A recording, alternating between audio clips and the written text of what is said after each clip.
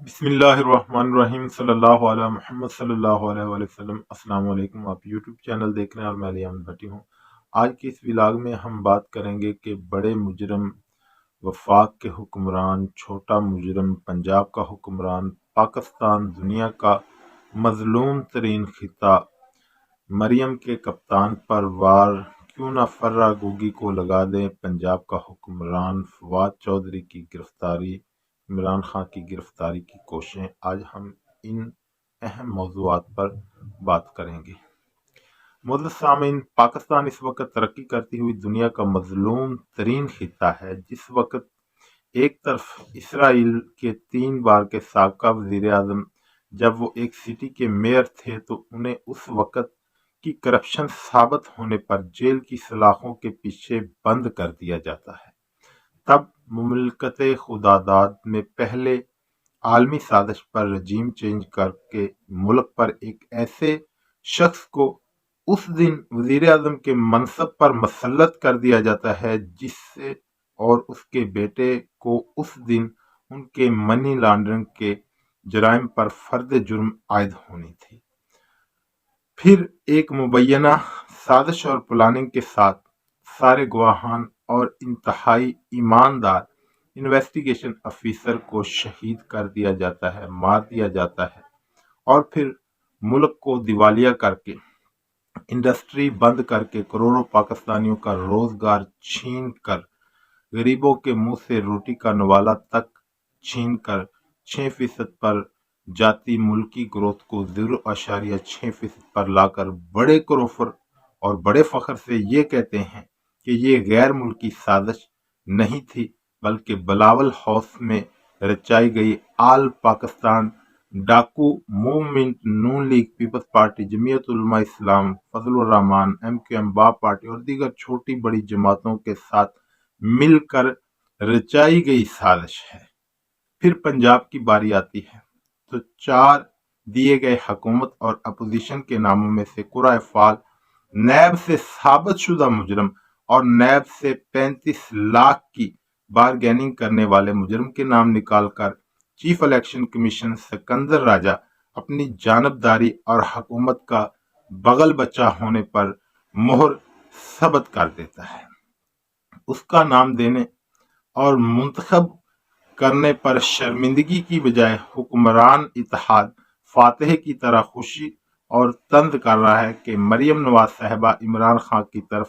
طنز کے تیر برساتے ہوئے کہتی ہے کہ پنجاب کا حکمران فرہ گوگی کو بنا دیتے ہیں، اسے بہتر طریقہ آتا ہے صوبے کو چلانے کا۔ یہ پاکستان اور اس قوم کی مظلومیت کی داستان ہے، جہاں بڑے مجرموں کو کروڑوں اربوں روپیہ ہڑپ کرنے کے جرم پر تختہ دار پر لٹکانے کی بجائے تخت پر بٹھا دیا جاتا ہے۔ فرہ گوگی مجرم ہے تو 10 ماہ سے گورنمنٹ آپ کے پاس ہے، اس پر کیس چلائیں، اسے منطقی انجام تک پہنچائیں، بلکہ پاکستان کو جس نے بھی لوٹا ہے وہ جنرل ہے، بیوروکریٹ ہے، جوڈیشری سے ہے، نون لیگ سے ہے، PTI کا ہے یا پیپلز پارٹی کا جیالہ ہے، سولی پہ چڑھا دو، جس سے ملت کو خسارہ ہے۔ اب عدلیہ کا امتحان ہے، وہ تخت پنجاب پر بطور نگران وزیر اعلیٰ ایک مجرم کو بیٹھنے کی اجازت دیتی ہے یا وفاق پر شہباز شریف کی تعیناتی کی طرح آنکھیں بند کر لیتی ہے۔ ایک بات ہے من حیث القوم، اب ہمارا بھی امتحان ہے۔ اب ہم مجرموں، ڈاکوؤں، چوروں، لٹیروں کو مکمل ننگا ہونے کے باوجود بھی ان کی سپورٹ کرتے ہیں یا ملک کی انڈسٹری بحال کرنے والے، 10 بڑے ڈیم شروع کرنے والے، امریکہ کو پاکستان پر ایک بھی ڈرون حملے کی اجازت نہ دینے والے، انڈیا کو منہ توڑ جواب دینے والے، ملکی سالمیت پر سمجھوتا نہ کرنے والے، ملک کی خاطر، عوام کی خاطر جان دینے سے بھی گریز نہ کرنے والے شخص کو سپورٹ کرتے ہیں۔ اب پاکستانی قوم کے پاس سرخرو ہونے کا آخری موقع ہے، یا تو ابدی غلامی ہے یا حقیقی آزادی ہے۔ یہ ہم پر منحصر ہے کہ ہم اپنے دائرہ کار میں رہتے ہوئے کیا جو ہے نا اپنی ایکٹیویٹی اور اپنے ووٹ کی طاقت دکھاتے ہیں اور اپنے حقوق کی آواز بلند کرتے ہیں، اور ہر طاقتور ادارے کا امتحان ہے، لیکن ابھی تک سب خاموش ہیں۔ ایک شخص کو گرانے کے لیے آل ڈاکو موومنٹ تو بے نقاب ہو ہی گئی تھی۔ سوال یہ ہے کہ کیا باقی ادارے بھی اپنے چہروں سے نقاب اتار کر قوم کے سامنے اپنا اصل چہرہ عیاں کر رہے ہیں؟ کیا کسی ادارے میں اخلاقی جرت نہیں ہے کہ اس بے شرمانہ کھیل کو روکے، یا صرف چہرے بدلے ہیں، پالیسیاں نہیں؟ ایک شخص کو گرانے کے لیے سب گر چکے ہیں، پورے ملک کی سالمیت داو پر لگا دی ہے، ہر طرف چوروں ڈاکوؤں کے پہرے بٹھا کر قوم سے اس کا مینڈیٹ چھیننے کی کوشش کی گئی، تو پھر یقین کریں کوئی نہیں بچے گا۔ آئی تھنک، میں سمجھتا ہوں کہ یہ چاہتے ہیں کہ اگر ہم عمران خان کو روک نہ سکیں تو اتنا کمزور کر کے آنے دے کہ وہ پھر سے چوروں ڈاکوؤں، ملک لوٹنے والے، ملک کو تباہ کرنے والوں پر گرفت نہ کر سکے۔ اب تک کی تو یہی ڈیولپمنٹ نظر آ رہی ہے، لیکن ایسا ہوا تو پھر عوام اور طاقتور اداروں کے درمیان وادی خلیج کو کوئی طاقت پر نہیں کر سکے گی، اور وہ ہمیشہ اور دائمی طور پر عوامی حمایت سے محروم ہو جائیں گے۔ اب آتے ہیں کہ پہلے جناب عمران خان صاحب کو گرفتار کرنے کی کوشش کی گئی 24 گھنٹے پہلے، لیکن فوری طور پر پاکستان تحریک انصاف کے کارکن زمان پارک پہنچے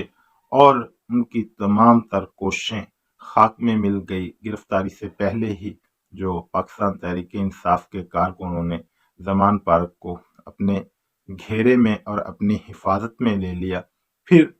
جو پی ٹی آئی میں سے سب سے زیادہ اور سب سے دبنگ طور پر بات کرتے ہیں ان کو گرفتار کر لیا گیا، اور پھر 3 بار ہائی کورٹ نے انہیں پیش کرنے کا حکم دیا، لیکن امپورٹڈ گورنمنٹ اور پنجاب میں بیٹھے ہوئے ایک نئے چور اور ڈاکو، جس کا فرض بنتا تھا کہ پنجاب گورنمنٹ کے ہائی کورٹ کے احکامات پر عمل کیا جائے، ایون یہاں تک کہ ہائی کورٹ نے کہا کہ ہمیں اپنے احکامات منوانے آتے ہیں، لیکن یہ سب کہنے کے باوجود بھی انہوں نے فواد چودھری صاحب کو ہائی کورٹ میں پیش نہیں کیا کہ جی ان کی لوکیشن ہمیں نہیں مل رہی، جبکہ یہ انہیں لے کر پورے لاہور میں پھراتے رہے، گھماتے رہے، یہاں تک کہ ہائی کورٹ نے اس ڈی جی اسلام آباد، ڈی جی پنجاب کو بھی طلب کیا، لیکن تمام کوششیں اور کاوشیں بے سود رہی۔ یہ کرنا کیا چاہتے ہیں؟ میں نے ہمیشہ ایک ہی بات کی ہے، یہ کمٹمنٹ کر کے آئے ہیں عالمی دنیا سے، طاقتور لوگوں سے، پاکستان کے دشمنوں سے، اور یہ وہ کمٹمنٹ پوری کر رہے ہیں، وگرنہ ملک اس حال میں ہو اور بجائے ملک کو سنبھالنے کے، ملک کی اکانومی کو سٹیبل کرنے کے، آپ سیاسی جنگ لڑ رہے ہیں، آپ جو ہے سیاسی طور پر جو دشمنیاں ہیں ان کو نبھا رہے ہیں، ان کو زیر کرنے کی کوشش کر رہے ہیں، لیکن تمہارا ہر اقدام قوم کے دل میں تمہارے لیے نفرت میں اضافہ کر رہا ہے۔ اب تک کے لیے اتنا ہی، اجازت دیجیے، اللہ حافظ۔